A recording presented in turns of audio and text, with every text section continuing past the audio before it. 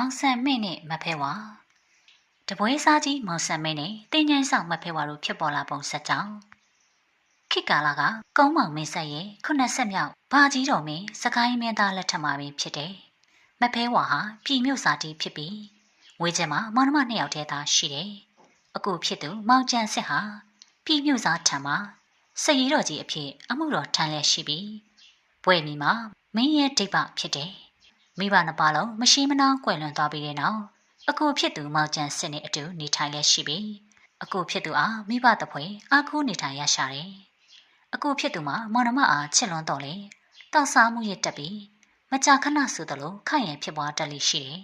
။မောင်ကျန်စစ်ဟာတေးတောက်ချင်မှအစပြုပြီးခိုးသားဓမြများနဲ့လက်ပွန်းတတိနေထိုင်လာရမှာနောက်ဆုံးမှာပြည်မြို့စားအားပုံကန်တော်လာပြီးမင်းပြင်းမင်းတန်းတင်လေတော့တယ်။မောင်ကျန်စစ်မှာမဖဲဝါအားနှမကြီးအမောင်တို့ထွက်ပြေးမှဖြစ်တော့မယ်ပြည်မှာဆက်နေအသက်ခံရလိမ့်မယ်အဲ့လိုပြောပြီးညတွင်ကျင်းမှာပင်လှေငယ်လေးတစ်စင်းနဲ့အေယာရီမြစ်ကြောင်အတိုင်းစုံပြေးကြလိတယ်မြစ်ကြောင်အတိုင်းစုံပြေးလာရင်ချောင်းမြောင်းအင်းအိုင်ပေါ်များကတစ်ပင်များအုပ်ဆိုင်ထူထပ်တဲ့လူနေနေပါတဲ့ဒေတာတစ်ခုကိုရောက်လာကြတယ်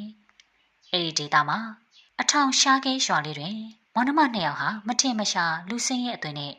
မောင်ကျန်စစ်ဟာမောင်ဆန်မဲ့ဆိုပြီးမဖဲဝါဟာမသိဦးဆိုပြီးနာမည်ပြောင်း၍ဆက်မြုပ်နေထိုင်ကြလေတော့တယ်။မောင်ဆန်မဲ့တစ်ဖြစ်လေမောင်ကျန်စစ်ဟာမင်းမရအဖြစ်သာနေထိုင်ခဲ့သူဖြစ်ပြီး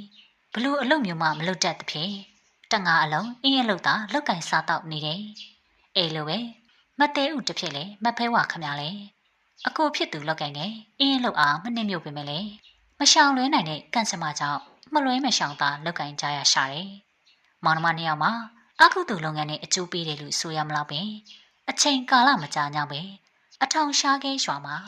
ကြီးရတဲ့စရင်ဝင်ဖြစ်လာလေတော့တယ်။မောင်ဆန်မဲမှာ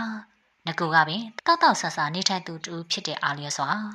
အင်းတကြီးဘွားကိုရောက်သွားချိန်မှာအရက်ကလေးတမြမြနဲ့စိတ်ချမ်းလူချမ်းအဖြစ်နောင်တမဲ့စွာနေထိုင်နေတယ်။နှမဖြစ်သူမသေးဥခမချောမောလုံးနဲ့ရုပ်ရည်ကြောင့်ရွာကန်တတိတကြွယ်သားများကသဘောကျနှစ်သက်သည့်တိုင်သဘောကျကအခုဖြစ်သူမောင်ဆန်မဲကြောင့်အနာကက်မဲ့သူမရှိကြသူတို့မောင်နှမ2ဦးအတွက်ကန်ဆုံမှုမောင်ကြမဲ့နေကိုရှောင်လာခဲ့ပြီမသေးဦးဟာတဲတဲမဲမဲရွာနေတဲ့မိုးကောင်းကင်ကြီးကိုမော့ကြည့်နေရင်အော်ငါမောင်ကြီးအိမ်ပြန်မလာပဲအင်းဆောက်တဲလေးပါနေနေတာ3ရက်တောင်ရှိပါဘောလားနေထိုင်မှကောင်းရင်လားမသိဘူးငါလိုက်သွားဦးမှာပါလေသွားလက်စနဲ့ငါထဲဖို့တောင်းနေပါယူသွားအောင်မယ်အဲ့လိုစိတ်ကနေတွေးပြီးအခုရှိရအင်းထဲကိုလှီကလေးလှော်ခရင်ထွက်သွားလေတယ်အင်းထဲအကြောင်းအခုဖြစ်သူအားမတွေ့ရပဲတောက်စားလက်စရဝိုင်းကိုသာတွေ့ရတတ်ဖြစ်မသေးဘူးဟာပင့်သက်တစ်ချက်ရှိုက်မိလေတယ်မောင်ကြီးလည်းမိုးရွာတယ်ဘယ်များသွားနေပါလဲသူပြန်မလာခင်ငါလည်းငါးတွေဖော်ထားပြီးမှပါလေ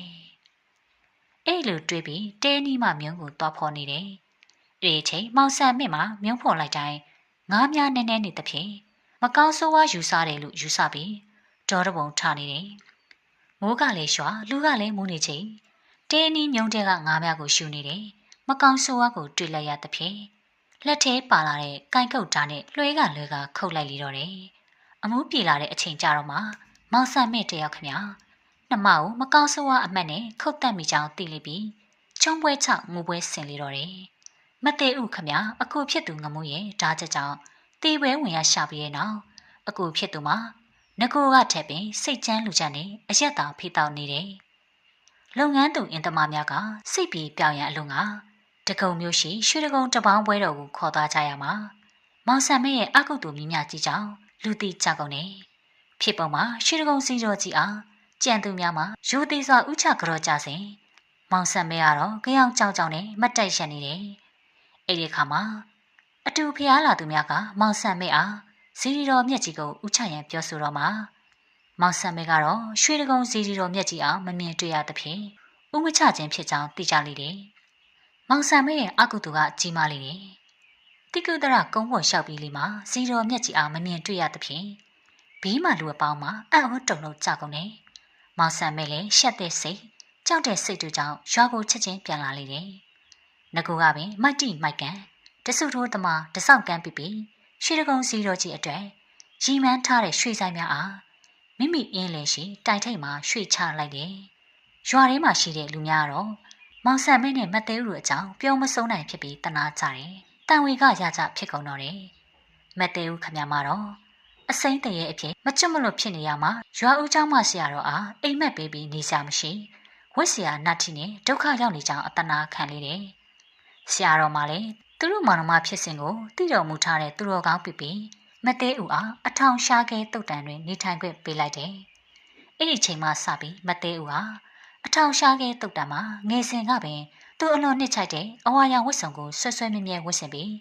တုတ်တန်ဆောင်အဖြစ်နေထိုင်ခွင့်ရသွားလေတယ်။မသေးဦးကိုအကြောင်းတိုက်ဆိုင်စွာတွေ့ရှိသူများမှာဆရာတော်အားလာလျှောက်ထားရမှာဆရာတော်လည်းမောင်ဆန်မိတ်နဲ့မသေးဦးတစ်ဖြစ်လေမောင်ကျန်စစ်နဲ့မဖဲဝါတို့စက်ကြောင်းအားပြောပြလိုက်တယ်။မဖဲဝါဟာအဝါရောင်အလွန်နှစ်သက်ပြီးအဝါရောင်မှာပင်အပွင့်ခက်မပါတဲ့အပြောင်းအဝါဝဝထိန်ထိန်သာကြိုက်နေတတ်သဖြင့်သူ့အားတွေ့ရသူများမှာအဝါရောင်ဝတ်စုံနဲ့သာတွေ့ကြရခြင်းဖြစ်တယ်။မဖဲဝါဆိုတဲ့အမည်နဲ့လူသိများလာတယ်။မကြားလိုက်ပါဘူး။အဲ့ဒီအကြောင်းအားအထောက်တော်များမှတဆင်ကြားသိရပြီးတဲ့နောက်ကုန်းပေါင်မင်းဆက်ရဲ့80မြောက်တာယာဝရီမင်းဟာမဖဲဝါအားတုတ်တန်များတွင်အဆောက်အဖြစ်အမိန့်တော်ပြန်တန်းထုတ်လိုက်လေတယ်။အဲ့ဒီချိန်မှစပြီးတုတ်တန်ဆောင်မဖဲဝါဆိုပြီးဖြစ်ပေါ်လာလေတယ်။